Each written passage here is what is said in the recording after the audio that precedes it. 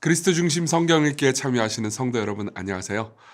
오늘부터 우리는 예레미야서를 살펴보도록 합니다. 52장이나 되는 이 긴 책은 분량 때문이기도 하지만은 끊임없이 죄를 지적하고 회개를 촉구하는 그 내용의 부담 때문이라도 좀 읽기가 쉽지가 않죠. 이 책은 선지자 예레미야가 한 말과 그의 행적을 바룩이라는 서기관이 편집해서 기록한 것입니다. 그 내용이 예레미야 36장에 나와 있죠. 그렇다면 예레미야 전체의 내용은 무엇일까요? 오늘은 1장부터 15장의 내용을 생각해 보려고 합니다. 예레미야는 BC 7세기 후반부터 6세기 중반까지 약 40년 이상 사역했던 국제적인 선지자였습니다. 그러니까 예루살렘과 유다에서만 사역한 게 아니고요. 그 인근 국가까지 가서 이제 복음을 전한 사역자였죠. 그는 타락한 유다에게 그들이 저지른 죄에 대한 징계로 그들이 바벨론이라는 나라에 의해서 멸망할 거니까 하나님께 항복해라 라는 메시지를 전하라는 부르심을 받습니다.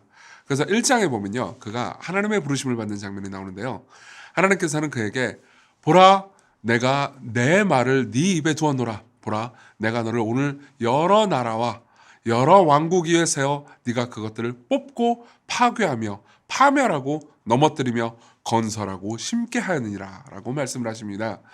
그러니까 뽑고 파괴하고 파멸하며 넘어뜨리고 건설하고 심고 뭐예요? 이거 전부 다 하나님의 심판과 저주 그리고 분노를 전해야 하는 어려운 임무를 맡은 거죠. 저만 해도 생각해보면 이런 임무를 맡았다 그럼 너무 슬플 것 같아요.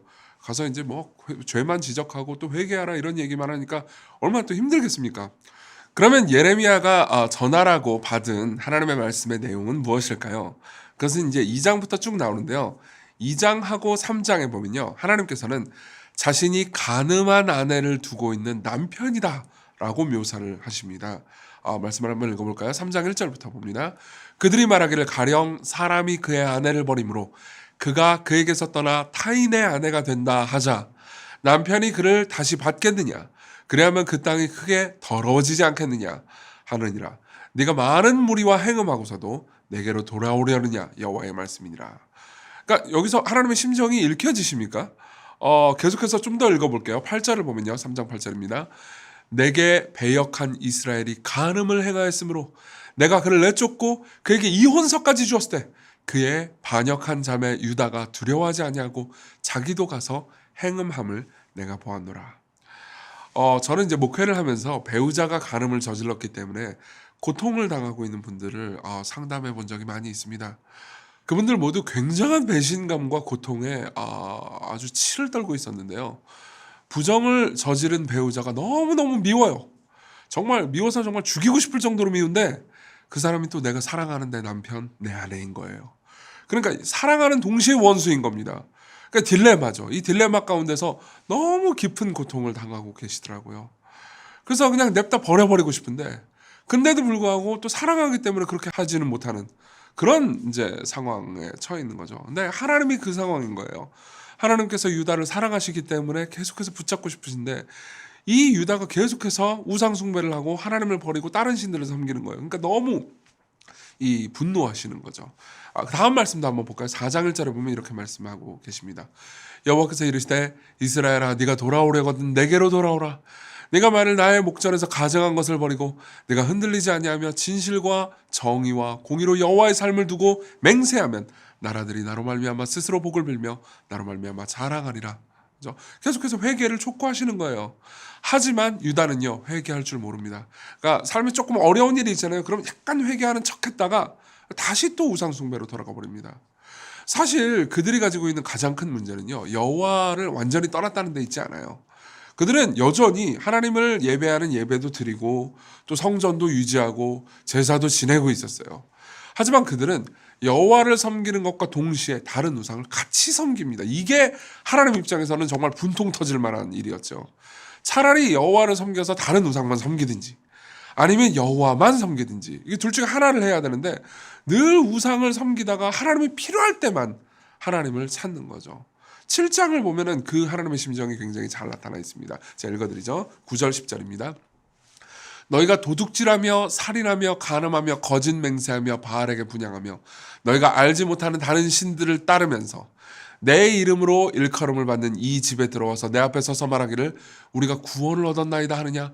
이는 이 모든 가증한 일을 행하려 함이로다. 그러니까 이런 거예요. 그러니까 어젯밤 다른 여자 혹은 다른 남자와 간음을 한 다음에 또 와가지고 나를 사랑한다고 하는 거죠.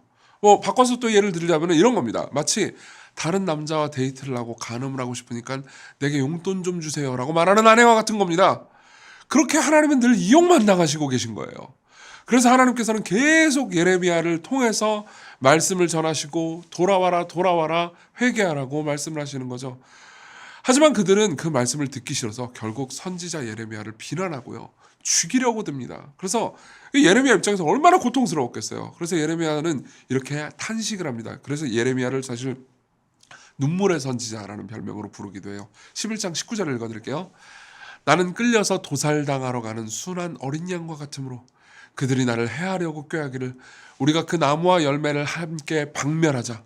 그를 살아있는 자의 땅에서 끊어서 그의 이름이 다시 기억되지 못하게 하자 함을 내가 알지 못하였나이다. 이런 표현을 씁니다.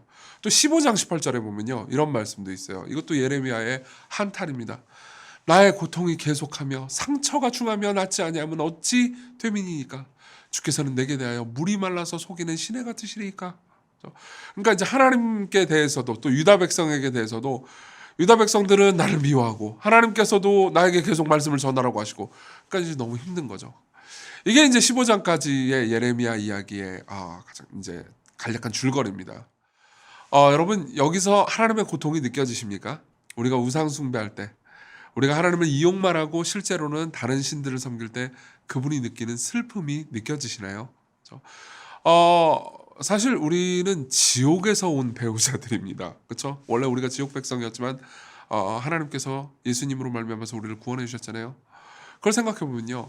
하나님께서는 역사상 가장 오랜 기간 동안 최악의 결혼 생활을 하신 거죠. 그렇죠? 저는 부부 상담하면서 그런 얘기들 많이 들었거든요. 지난 10년간, 지난 20년간의 결혼 생활은 너무 끔찍하고 최악의 결혼 생활이었다. 근데 생각해보면요. 하나님이야말로 자기 백성들을 택하시고 수천 년 동안 최악의 결혼 생활을 하셨습니다. 그럼에도 불구하고 그분은 우리를 포기하지 않으셨죠. 그분은 예레미야가 가리키는 분, 예레미야보다 더 나은 선지자이신 예수님을 보내십니다. 예레미야는 죽을 위협 가운데만 있었지만은 그분은 결국 십자가에서 우리를 위한 죽음을 경험하셨어요. 간음한 우리를 여전히 사랑하시기 위해서, 용서하시기 위해서. 간음하고 배신한 사람이 마땅히 받아야 되는 형벌을요.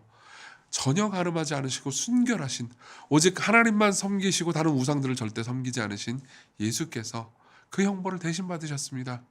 그리고 그 예수님이 받아 마땅하신 사랑을 자격 없는 우리가 대신 받도록 하셨죠. 여러분들이 이 예수님을 바라본다면요. 이 예수 그리스도께서 여러분들을 위해서 하신 일을 생각한다면 우리가 하나님 말고 섬기는 다른 많은 우상들을 떠올려 볼 수 있을 겁니다. 우리 중에 많은 사람들은 돈이나 혹은 안락이나 혹은 사람들의 인정이나 권력이나 명예나 이런 것들을 우상으로 바라고 있지는 않나요? 여러분들이 우상으로 바라고 있는 이 모든 것들은 여러분들을 위해서 희생한 적이 없어요. 여러분들에게 희생을 요구할 뿐이죠. 그렇지만 우리가 믿는 하나님, 우리를 위해서 죽으시고 부활하신 예수님은 우리를 위해서 희생하셨습니다. 그렇죠? 이 예수님을 예배합시다. 그리고 예수 그리스도를 바라보면서 이 우상들을 기꺼이 버리실 수 있었으면 좋겠습니다.